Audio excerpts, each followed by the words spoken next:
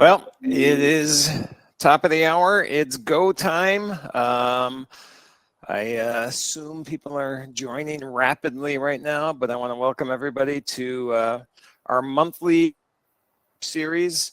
It is monthly, but it feels like I personally haven't done one in a while, so I'm pretty excited to be here with you all today.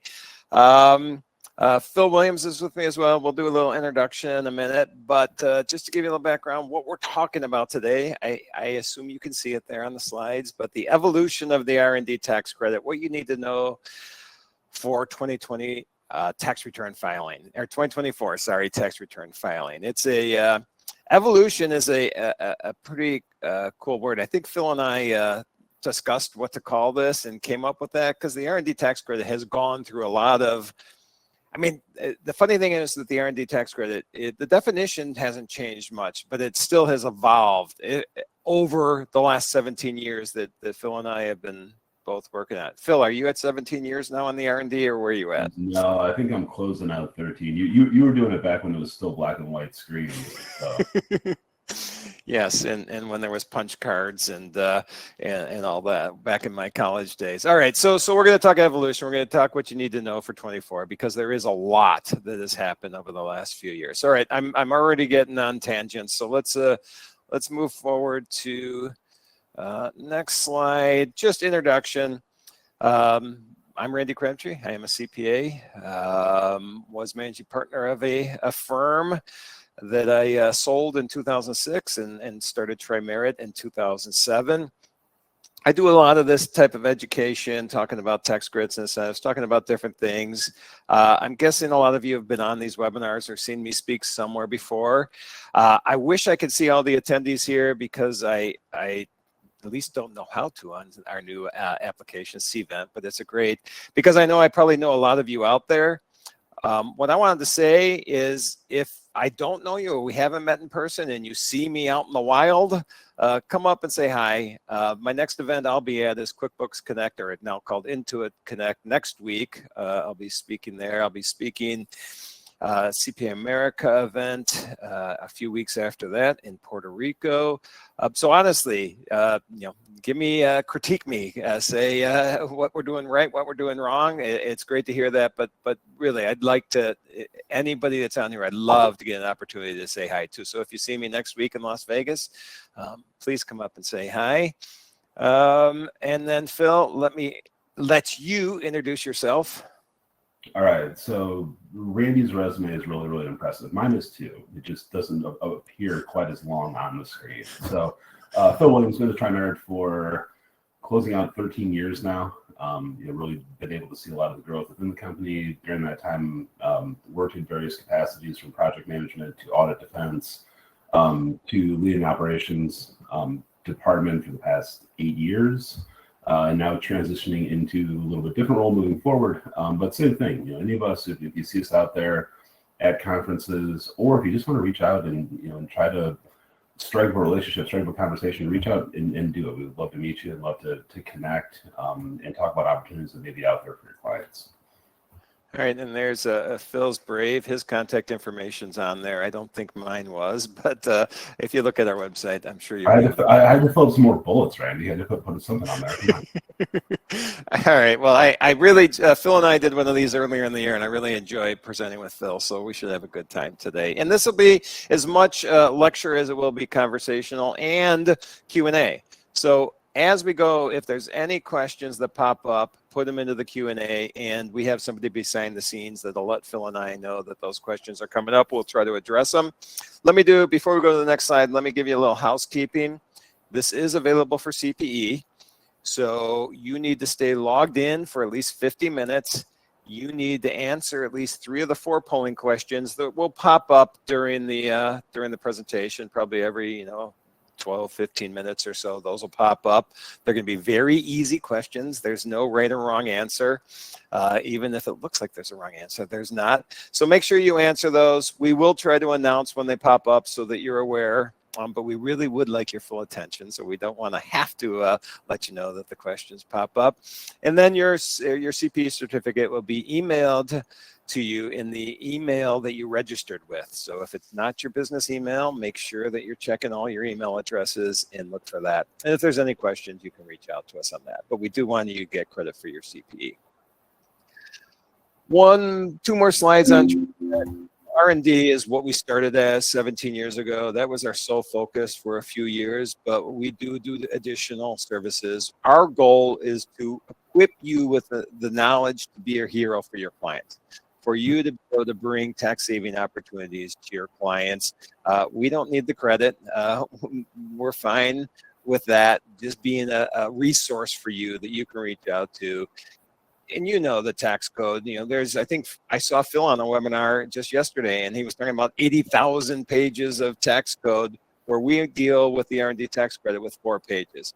So for us, we can dig deep into that. For you as the tax advisor, you have to look at so much that you can't be an expert at everything. You are an expert at dealing with your clients and their needs. But when it comes to these services that we offer, we are the experts. So R&D, cost segregation, a lot of things that revolve around energy incentives, 179D, 45L, and then the Inflation Reduction Act added a lot of renewable energy tax credit opportunities. That those from a dollar standpoint, value to your clients, actually blow all these others out of the water. I mean, the opportunity with the renewable energy tax credit is through the roof. But that's not what we're talking about today. So that's what we do. If questions on any of that, reach out to us. And then one brag, because of the work that you all refer to us, we've been magazine's top 5,000 fastest growing privately held companies in the U.S. for the last 3 years. This last recognition just came out in August, and thank you for all the support that you give us and allow us to help you. Agenda. We're going to start. It may sound almost a little backwards.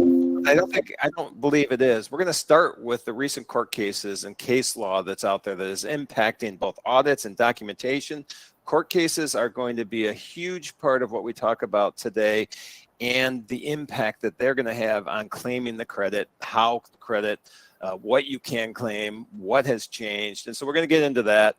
We're going to talk about just the 24 filing in general and what's been affected by that. The 6765, the form has been going through changes. The court cases are changing that. 174 shouldn't impact the R&D tax credit.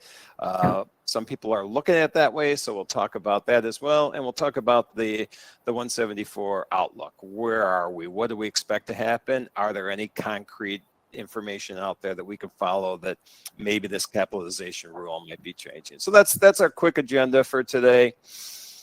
We're going to start with case law, and before we even get into the specific cases, which we're going to highlight 3, I'm going to go to a timeline of cases, and I'm going to hand it over to Phil, where he can kind of explain, the history of court cases with the R&D tax credit. So we put together, and one thing I want to lead with here too. So Randy was describing the 4 key learning objectives and topics that we're going to cover. One thing to keep in mind as we go through this, and I get asked the question all the time, like, how can Congress just change the code so that things are dealt with differently when it comes to the R&D credit? They're not. The code still reads the same, aside from a handful of small nuance changes, as it did back in the 90s. So the code has stayed the same. What's changing is judicial interpretation. What's changing is IRS enforcement techniques, as well as some of the IRS documentation and form requirements. So that's what we're going to look at. So looking at this timeline of events, what this one shows here is all of the salient case law examples of funded research. So when they were talking about companies that are being funded either by another taxpayer, they're being funded by a grant, how does that work in conjunction with the R&D credit? And I think where this becomes the most magnified, looking at this timeline, you have a case in 1995, Fairchild, landmark. You have a case in 2000, landmark.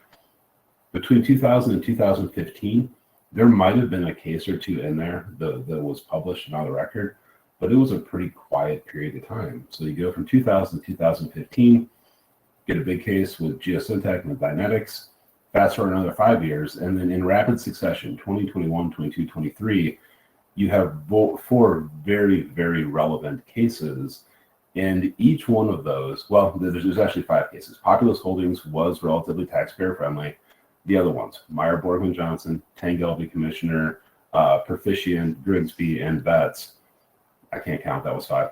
But all 5 of those were taxpayer negative. So there is a little bit of piling on when it comes to funded research specifically, but case law in general, right? If you want to skip forward one card, this is similar. So this is a timeline of cases related to the substantiation of qualified research expenses.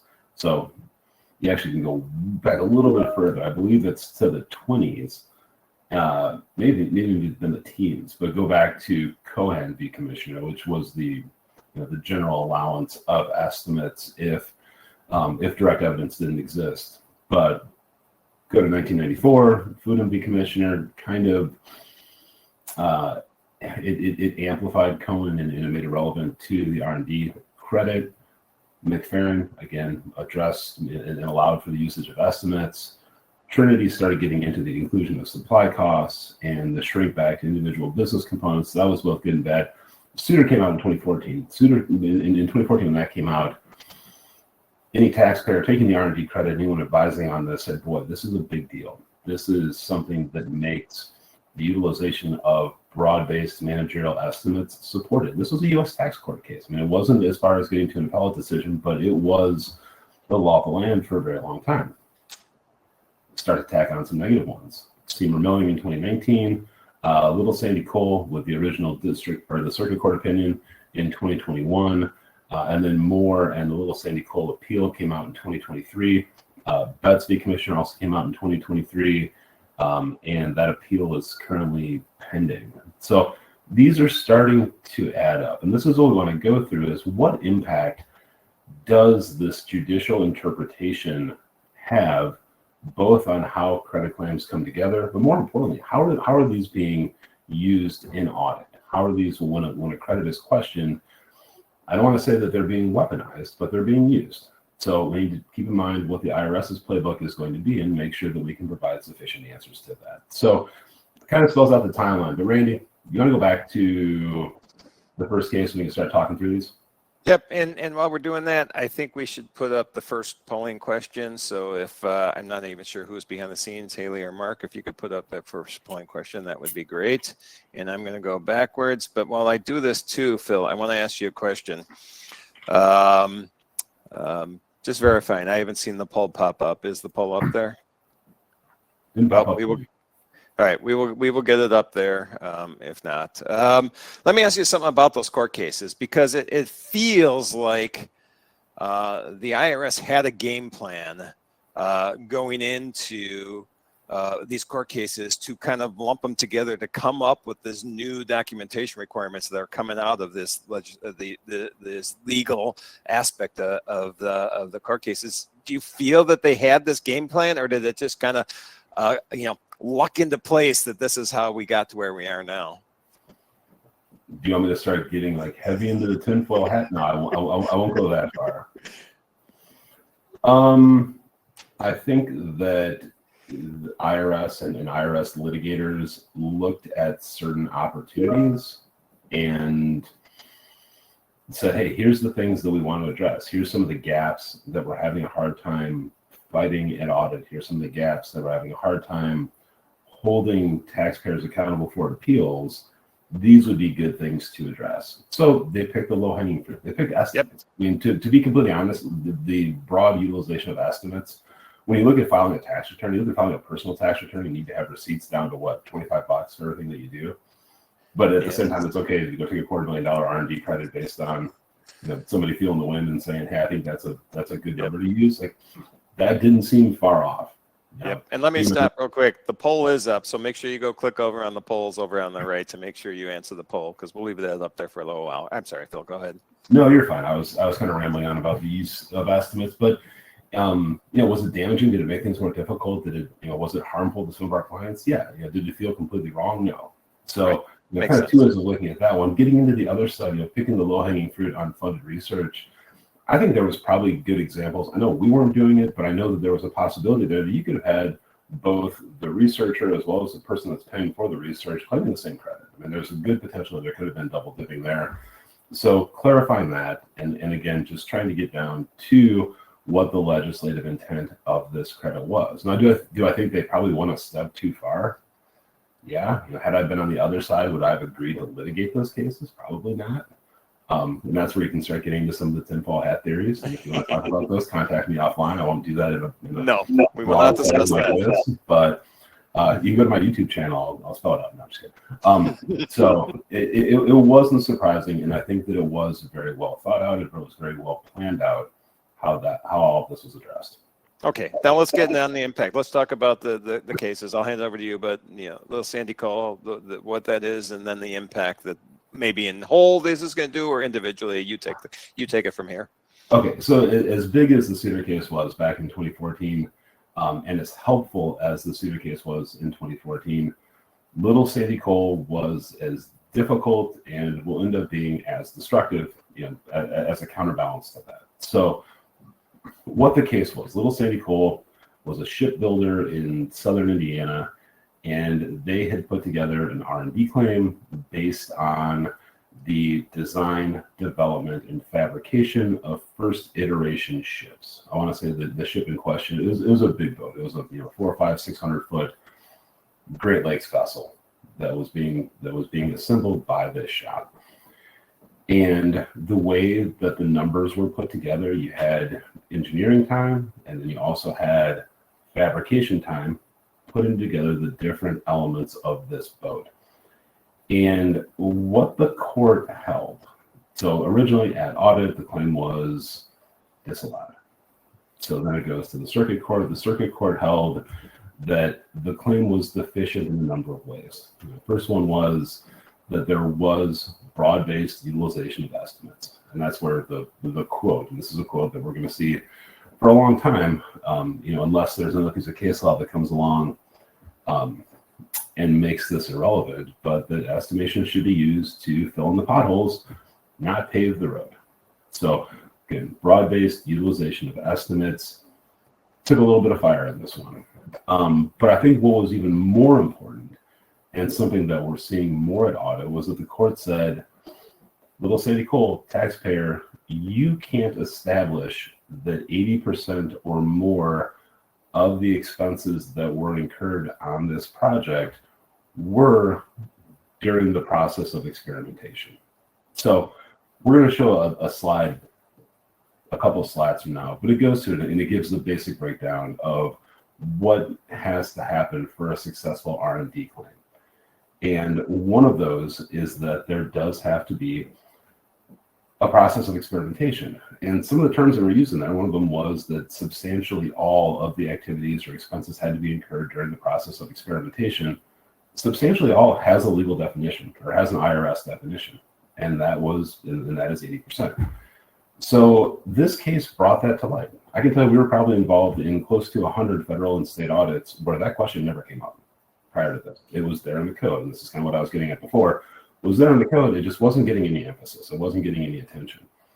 Little Sandy Cole said, okay, well, prove to us that 80% of these expenses took place during the process of experimentation. And that was some of what differed between the circuit court ruling and then what the appeals court said. The appeals court actually walked that back a little bit, because the circuit court was trying to say, well, they were trying to lump things like managerial support time, or managerial supervision time, or direct support time as being part of the denominator of that 80% equation, but not part of the numerator, almost by default.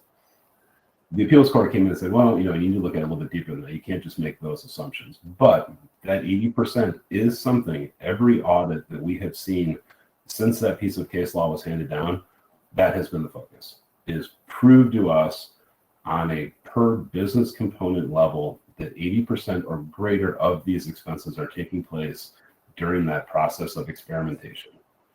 Which, and again, this is something that we're going to go into in a little bit. If you were to use the old method of how you put together an R&D claim it's going to be really hard to do. And it's going to be kind of a thin argument in supporting that. So that was the big thing here. Estimates took a direct hit. Having to prove that 80% of qualified expenses took a direct hit.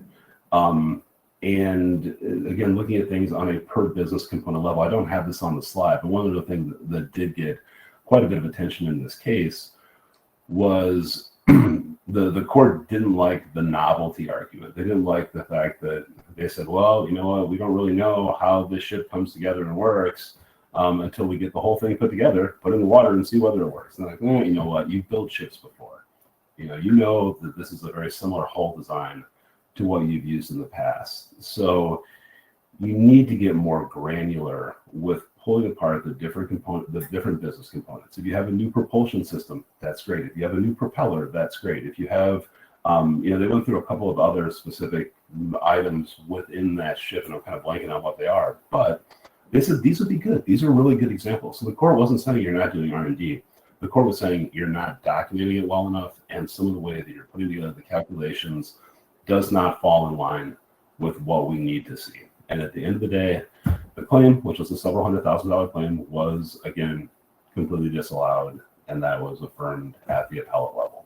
So, okay, let me ask a question on this real quick, Phil. So at this level, so you kind of just alluded to it, the entire ship is what they were trying to claim the credit on, and they had to meet this 80% rule, but there could have been specific components within that ship that they could got to that 80% substantially all rule, and we could have taken on the propulsion system, we could have taken on the radar system, whatever the systems are, and maybe these individual smaller shrink back areas could have claimed the credit. Is that something where they, rather than having this completely disallowed, they could have still had a credit at a smaller level? You nailed it. So shrinking back to the individual business components where you can substantiate that 80% level. So here's an example from that case, because they did go through, they did show the math where they said, okay, so again, I'm gonna say percentages that I know aren't correct, don't line up with the actual ones in that case. So this is something like, 10% of the overall effort went to the engineering and design, and then the other 90% of the time went to the people that were fabricating the ship. Well, you can't establish, little Sandy Clay, you can't establish that the 90% of the time that went to the fabrication was during that period of experimentation. So therefore, we can't take it at the whole ship level. We need to go back to those, and we need to shrink back to those individual business components. Again, just putting an additional layer of complexity on how these expenses are evaluated. Okay. Next one, or more on this? No, I don't want to talk about this one anymore, Randy. This one's been painful. This is a painful one. All right. God, it gets more painful. Okay. Yes. Before we get to that, we did have a question come up. I don't know if you're familiar with this, but a court case came out earlier this year. Someone was asking. Yeah. They were just asking. It was kind of a generic question, but what about Kyocera, however you say it? Anything you want to add on that? I want to say that the last time, so correct, Kyocera did come out this year. Correct that it is going to be relevant. I read through the basic brief. I want to say the last time I read through it, the case wasn't actually published yet, so we couldn't get the full download on it, but that is going to be relevant and is something that we'll probably cover in one of these presentations moving forward from here. Perfect. All right, Myers, Bergman, Johnson. All right, and we can only take so much negative news at one time, so let's just focus on this. I thought about doing the Halloween scene, shouldn't have the Grim Reaper costume, but people say I'm too negative. Anywho, all right, so Meyer, Borgman, Johnson. So anyone who is in the engineering space, anyone that's in the architecture space, or really anyone that does a lot of their work that is paid for by another party. They're doing work as a contractor. Meyer, Borgman, Johnson was very relevant. So this case came out, and I want to say it was late 2020. The appeal came out late in 2023. But really what it said was that the economic risk arguments that were laid out in Geosyntec and that were laid out in Dynetics, regardless of whether an agreement is structured as a fixed fee or as a lump sum or as a cost plus or not to exceed or percentage complete, like the analysis used to stop there. And you could say if a contract was structured as fixed fee, then economic risk was going to be borne by the contractor, by the researcher, because there was that risk of a cost overrun. There was a risk that it was going to take longer than they were anticipating when they put together the quote. So that was relied upon for, give or take, 8, 9, 10 years. Geosyntec, laid that out. Did we feel that it was 100% correct when we first read it? No, but I mean, it gave you some guidelines, it gave you some rails to go down. Meyer, Borg, and Johnson again changed this, and they said that approach of just saying, hey, is there the potential for economic risk via a cost overrun? It's not enough. There has to be true risk of failure in the research being performed. So brought two things into question. One was the terms of the agreement. Terms of the contract, are there things within there that say if the research is unsuccessful, is there an acceptance or a rejection clause? Just having something as based on a fixed fee agreement and saying, hey, we're going to pay you X amount, whether you put in $100 or $1,000 or 10,000 hours, no longer good enough. There has to be some type of mechanism in there where the person paying for the research has the ability to say, yep, this is satisfactory. You met what was asked for in the contract, and if you don't, then we're not going to pay you. So again, oversimplified analysis. There's other things that come into play there, like warranty clauses. There's other things that come into play there, like time is of the essence clauses. You can break that down a number of different levels at a contract perspective, but it did rise above just that risk of a cost overrun. Now, the second part, where it gets even more complicated, is that they said there does have to be true development uncertainty. It can't just be an uncertainty ready to run to China. And yep, I just want to let you know the second poll is up, so I just want to make sure I told everybody I'd warn them that the poll's up. But yes, go into the second part of this. No, that's good. Thanks for doing that, because I can't see it on my end. So, so having the true risk of development uncertainty, that's a little bit more nebulous. That's not just looking at the black and white within a contract. That's actually digging into the project itself and saying, which of these items was there the potential that you could not develop what was in that contract? Is this true research that's going on, or is it just performance of a service that you do every day? So I know for a lot of engineering firms, we saw numbers go strikingly down.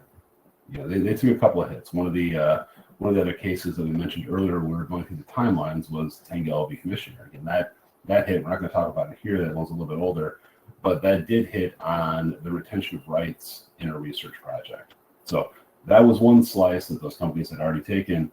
Once we started looking at the contractual arrangements through this lens, it was huge. It really cut out a lot of potential expenses. We saw a lot of credits for engineering and design firms go from very healthy to either next to nothing or nothing as we start to treat these contracts differently. So this was another one, with establishing that true risk of failure, or risk of development failure, made things more challenging for those that are performing research under a contract.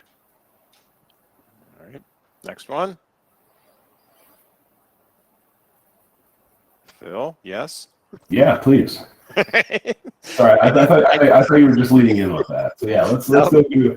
Let's go through one more while we're piling. While we're having fun here, and just to let everybody know, obviously, these are things you have to be aware of going into the filing season, because documentation has always been important. You had to document it. This has changed, and Phil will go through the methodology that we're now using for documentation.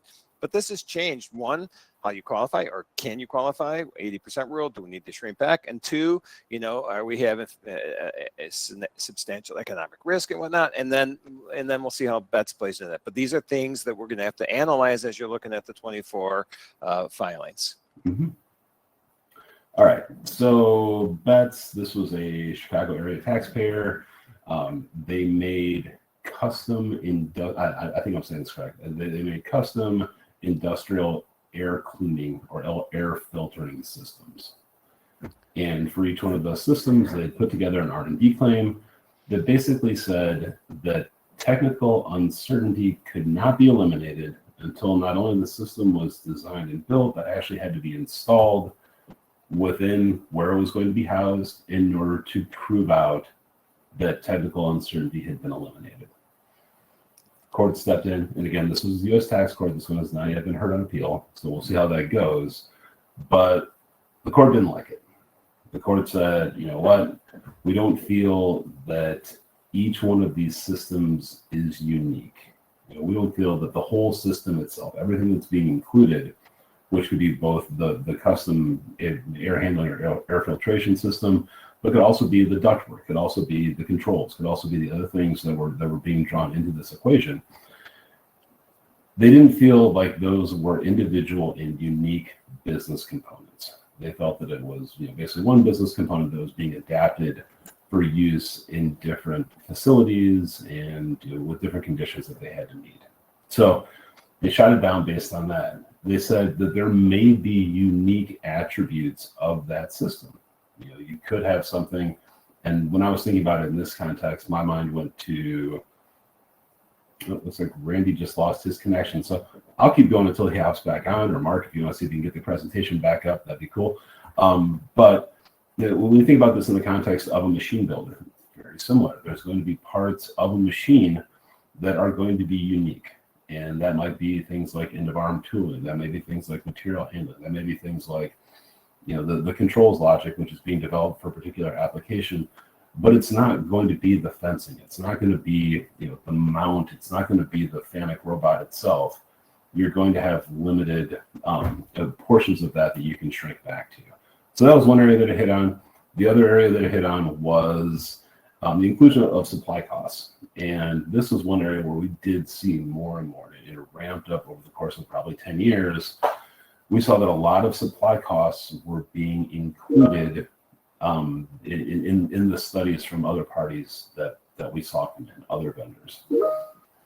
There was pretty clear IRS guidance that said you really shouldn't have supply costs, except in individual circumstances. You shouldn't have supply costs in excess of wage expenses. And then this actually ramped up to the point where you were seeing supply costs 3, 4, 5x the wage expenses that were being included.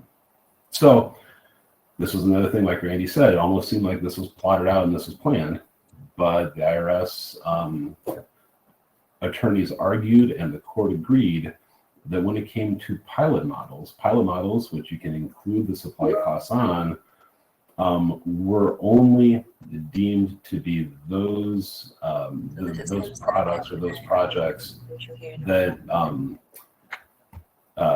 where there were there to be a fully functional representation of what the end unit was going to be and should be used for development and testing purposes. So I paraphrased that, but again, it was a shot at supply costs, and it's something that we are seeing at audit, where they're saying, you know what, this wasn't a pilot model. This was something you were eventually going to sell to your customer. So that's being treated a lot differently. Randy, it looks like we lost our slides. Yeah, I was just asking behind the scenes to get the slides back up there as well. As an interlude, while we're waiting for the slides to go up there real quick, I recently moved into a new house. I think there's a little unstable internet connection. It's a much longer house, and so I have been working on that. But apparently it shows I'm still sharing, but I'm going to stop sharing and I'm going to go share again if possible. Manage, share your screen, window. And we should be back up. Let me have Mark put us back on stage with the slides, and I think we're there. Okay, so that was that. And so anything else you wanted to continue on with bets? No, the only thing that I will say is that one of the things that came out of bets with those pilot model and supply rules was that companies that have been making claims, you know, that we felt fell into this area. You know, say you've got the company that had $1 million worth of wage expenses and $4 million worth of supply costs. Well, at least right now in the days of Section 170, required Section 174 capitalization, this helped those companies out, because that was the $3 or $4 million worth of supply costs, which we just established were not R&E, were not Section 174 expenses, and therefore did not need to be capitalized. So this one, given the times that we're in right now, was sort of a mixed bag for taxpayers, but definitely something to keep an eye on moving forward. All right, great. Move on. That's a question. We have a lot more to cover. We only have 24 minutes to do it, so let's rock and roll. I know. Let's get past these cases. Okay. So steps. What do we need to do then for 24? What do we need? How do we need to be prepared? And let me give you a rest for a second and just do a quick, reminder of R&D tax credit. Just so we know. Obviously, if you're here, you're probably dealing with the R&D tax credit. You have questions, but this, as Phil said earlier, the code really hasn't changed. I mean, the court cases have changed things. The R&D tax credit itself, for the most part, has been very static on how you qualify, and there's really 4 parts. You've heard me say this before if you've ever been on any, so I'll go through this fast. But when you're looking at your client's projects, whether you're looking at like little Sandy Cohen doing the shrink back method and looking at a business component at a smaller level or the larger level, they have to meet a 4-part test to qualify. And that's straightforward. Do we have a business component that qualifies? Do we have a new or improved product, process, technique, formula, invention, or software? Do we have technical nature to this? Is there some kind of hard science in the project?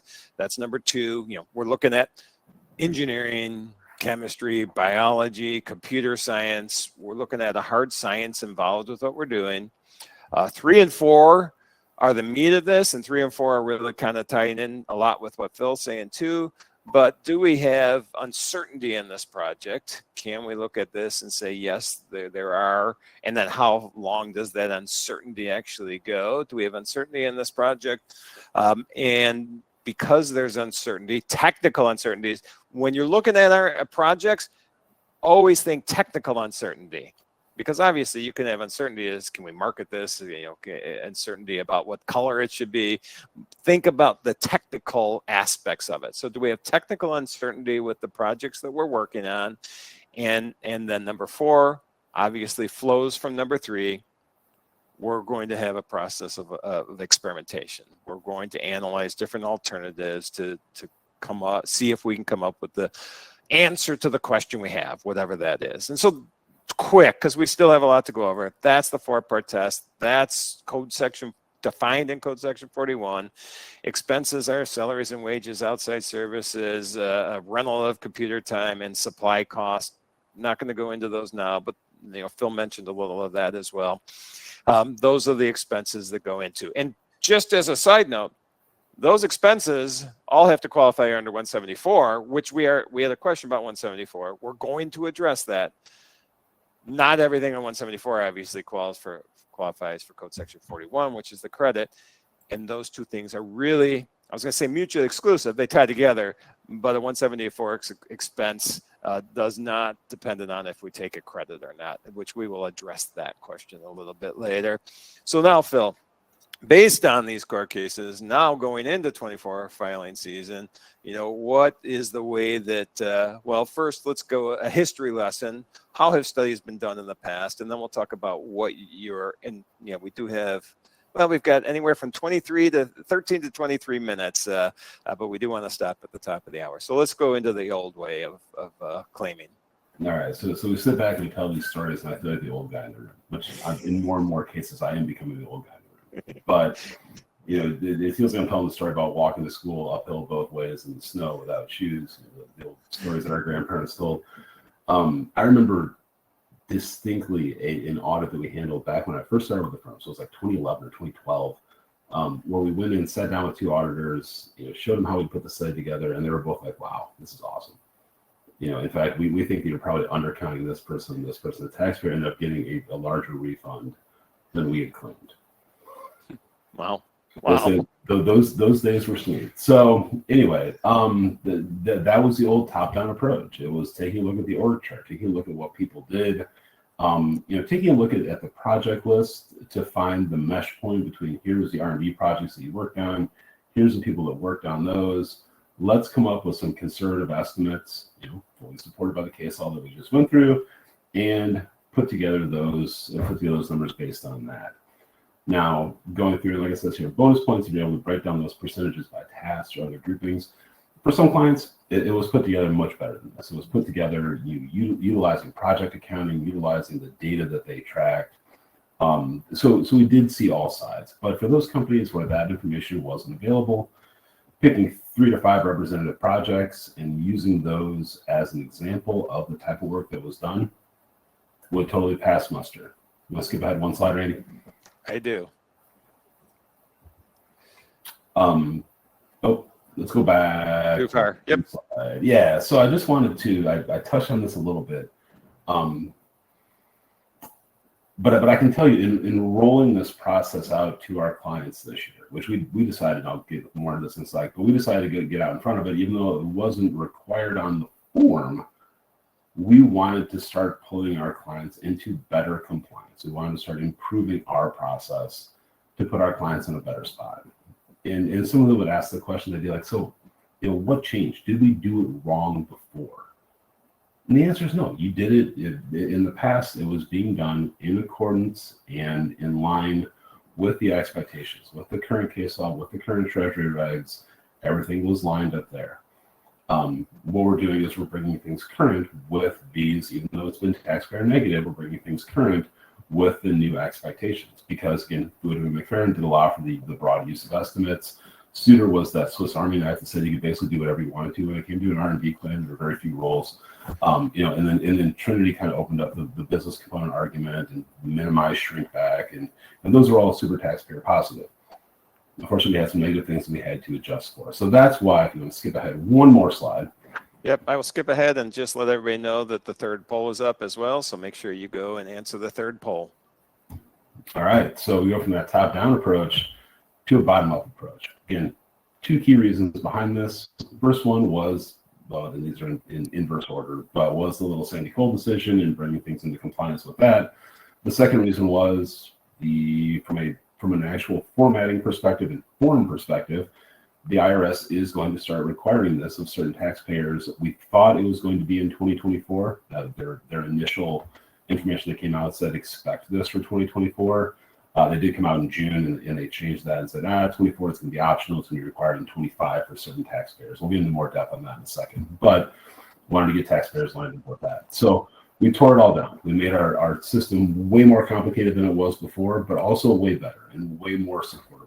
And anybody that went through an R&D credit study with us this year probably looked back and said, boy, that was more challenging to work with TriGuard. But we appreciate the folks that stuck it out and they understood the importance behind it and understood why we were doing it. And now that's going to be a lot easier moving forward. So what does that look like? Skip ahead one more slide, Andy, please. Yes. All right, so what does that look like? We're going to start out with the full project list for the year. We're going to define each and every business component. We're going to determine whether that list is 10 projects long or 500 projects long. We're going to decide whether we can actually address each individual business component or whether we could rely upon a RevProc from back in 2011. I was going to try to sound really smart and spit out the RevProc number, but I can't remember what it was. I didn't want to say the wrong one. I think it was 2011-42. But anyway, so decide whether we need to use sampling, because that is something that the IRS still hasn't directly addressed it, but sampling is something which is supported, and we assume it's going to be supported on that new form when it comes out. And then go through and actually analyze the qualification, analyze the contracts on each one of those projects if contracts are relevant, analyze each of those contracts for whether or not there is experimentation which is taking place and the activities that we're including are going to meet that 80% requirement. So asking a lot more questions, digging deeper, getting more granular information. One of the things that was really interesting with this and going through and working with some clients was there was information there that, either maybe we hadn't asked for it before, or whether we hadn't gotten creative about what information could be pulled. But there were a lot of, there were a lot of manufacturers who I never thought we could pull actual time tracking data from, and it turned out we could. So by going in and asking those questions and digging deeper, really made these studies stronger, made them more supportable. Did it take a hit to numbers? In a lot of cases, yes. But there's also a lot of cases where we looked through and said, hey, we were pretty spot on before. We came in really close, even using a different method. So that's a new approach that we're taking, and feel like the end goal of that is that anything that's being filed by one of our clients can be fully supported, even in light of the new case law. Perfect. Anything else on this then, this edition of the impact? I skipped ahead a little bit. This slide just kind of gives us why we're so great, which trust me, we are. But I already called out why, even though the process is more difficult, there's a reason behind it. Yep, that's what I figured. All right, so now I know a lot of you got on to hear about the changes to Form 6765 because this is all come out, one, based on these court cases, but two, IRS made some changes on amended returns a few years back, which kind of set the stage of what we would expected to happen going forward. So Phil, I'll try to take this again, give you a rest, but where I mess up, you jump back in. Phil is the expert, so we will, let's see. I used to be the expert when we first started, but man, we've grown so much that we've got a lot of experts now. All right, let's talk about 6765 because this is changing. We don't have a set in stone form yet, but we have a proposed form that came out, as Phil mentioned, in June. We'll talk about that briefly. But this came from those changes that IRS put out in 2021, asking for additional information on amended returns. On amended returns, they asked for 5 different additional pieces of information, the business component, who was working on it, what they were looking to overcome, those types of things. The new form, and I'll jump ahead a little bit, the new form and what we're expecting they're going to ask is going to go even a little deeper that in some areas. It's going to ask for the expenses at the business component level. That's me jumping forward. So that's how we kind of got this new form started. The IRS originally proposed this new form a little over a year ago in September 23. They asked for feedback. And they got a lot of feedback. One of those pieces of feedback was from us. At least one of those pieces of feedback was from us, probably from Phil and his team. And then in June of this year, so just recently, they came out with a new draft, which actually pulled back some of the requirements they were asking for in that September form as well. So now, just to say it again, and I'm going to talk about this in a second, this was going to be effective for 24 tax return filings. It has been postponed till 25. We feel you need to assume it's in place still for 24 so you can get your clients ready for this, because you don't want to surprise them a year from now and say, hey, we need completely new documentation to support your claim, and then have to go backwards. So now you as the advisor, you as the expert there, you as who they rely on, need to go to them really now and say, this is the way we need to start putting this documentation together. There's a couple key sections on this new Form 6765 that I'm going to highlight. One is there's a new Section E, and in Section E, they're just asking for some additional information. And they're asking for, the number of business components. They're asking how many officers' wages are included in the credit. Did you dispose of any major trade or business? Because when we're calculating the credit, that will come into play in how we calculate the current year credit when we're doing a comparison method. Are there any new categories of QREs? Hey, I'm a manufacturer and we were manufacturing widgets, and all of a sudden this year we're taking a credit on an internal use software project that we were working on as well. They're going to want to know those differences. Are there new types of projects or new expenditures that you have? You're outsourcing something that you weren't before. And then there's some information on here saying that did you use, and this is something IRS came out with a few years ago. There was, and I'll butcher this a little, but they came out and said, hey, if you're getting audited financial statements and the R&D tax credits are being shown using ASC 730 directive, if that's the case, you can use that information to support the QREs in the calculation of the credit. So they're asking if that's something that you've used. More importantly, those are questions. More importantly, the new Sections G is the business component detail. This is where they're going to be asking for all this additional information at the business component level. Business component meaning new or improved product, process, technique, formula, invention, or software. I've only said that about 6,000 times in the last 17 years. So it kind of rolls off. It's like a poem. It rolls off the tongue. So they're going to ask for this additional information. Again, this is optional for 24. You can do it, but it's optional. We don't have the final form yet either. But in the feedback they received after that September proposal, there was a lot of people saying, hey, well, we got small businesses, this might be a burden on whatever. And so what IRS has come out and said is if you have a qualified small business that is basically that's someone that's eligible to claim the payroll tax credit, and they make a payroll tax credit at the reduced credit mode, they can be exempt from this. Or if they have less than $1.5 million of QREs, qualified research expenditures, and they have gross receipts less than $50 million. So there's a couple ways you can be exempt from this. You're exempt from filing this information. You're not exempt from keeping this information. If you're audited, you still need this information. Just be aware of that. This doesn't give you a free reign of, hey, I meet this exemption, I don't have to keep documentation. That is not the case. You still need to keep this documentation. This information is now going to go on this, as it stands right now, Section G. The other thing that they pulled back is they said, okay, instead of every single expenditure on every single business component, we're going to limit that to, you need to show us the first 80% of QREs, going from the highest to the lowest. And once you hit 80%, you don't need to continue to list that. And you don't have to list any more than 50 business components. Also in this area is where they're talking about ASC 730. If you're using that methodology, what you're going to be able to do is list all your QREs on one line. Now, we don't have this yet on the form, but this is what they're saying. So this is the new form. Again, we thought, they originally said this was going to be a 24 form. It is, but it's not required. And we don't see the final form yet either. So that's still yet to come out. Any additions on that? Because I know we're going to get to 174 too, Phil. Anything you want to add to the form? No, the only thing that I will say, I have heard when you're a tax dork like me, like you sit around in chat groups and stuff and talk about this. I know there's some people talking, saying that, is that going to take those tax credits that aren't required to file the Section G? Is that going to take them out of the audit pool?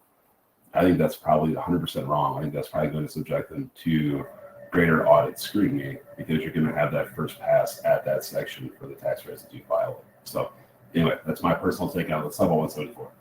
Yep, and we will do that. I'm not sure if the fourth polling question came up or not, but if you want to put that up there behind the scenes, we can definitely do that because we have hit the 50-minute mark at this time. But nobody's going to want to leave because we're going to talk about 174, which we did get a question on. I can give 2 cents, but Phil can really add a lot to this. My 2 cents are, and I'm going to jump to what everybody wants to know, is this going to go away? All we can do is speculate, but everything points to, it's full support, very should change. And there's really strong support that this never should have happened, the capitalization of R&D. It's been that way. It just hasn't gone away. And if we look at the last year, and it's really been close to a year now where the first proposal came out of how we're going to get rid of the capitalization rules, this is still being talked about. This is never passed, but it passed the House, but it didn't pass the Senate. We could see something happen. It could happen. I said I was going to hand this to Phil, and no, I'm not. Something could happen in the lame duck session. More likely, and again, this is speculation. Who knows? Who can predict what Congress does? But I am going to predict that something will happen before we file 2025 returns. I'm hoping something will happen before we file 2024 returns. But be aware of this. And I said it when I talked about the expenses that are used in the 41 in the calculation of the credit. A 174 expense doesn't go away because you didn't claim an R&D tax credit. I've heard this way too much. I'm not claiming an R&D tax credit because I don't want to identify I have 174 expenditures. One, you're knowingly filing an incorrect tax return. You don't want to do that as an advisor, as a preparer of tax returns. And so you need to make sure that your clients are educated on this. And I think similarly, I think I said that correctly, when we were talking about ERC, where you had clients, man, it's not just my Wi-Fi that's a problem. My voice is a problem. clients that you told they shouldn't claim the ERC but still did, and then you had to walk away from that client.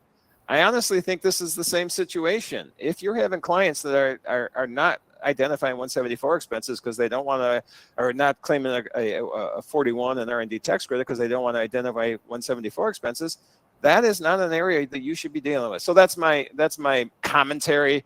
But let me let Phil fill in any additional information on the 174 that I missed. I might not draw quite as hard line as James, but from a well, I mean, part of it too is just it's the real world application where you see mom and pop businesses where all of a sudden they have a $500,000 tax burden that they're unprepared for and can't pay. Yep. It's like, well, what do you do at that point? We can only advise so much before reality comes into play. But as far as speculation and what we're hearing, I mean, we lobby primarily through two groups, the largest of which is NAM, but also ACEC and also a couple of tech councils.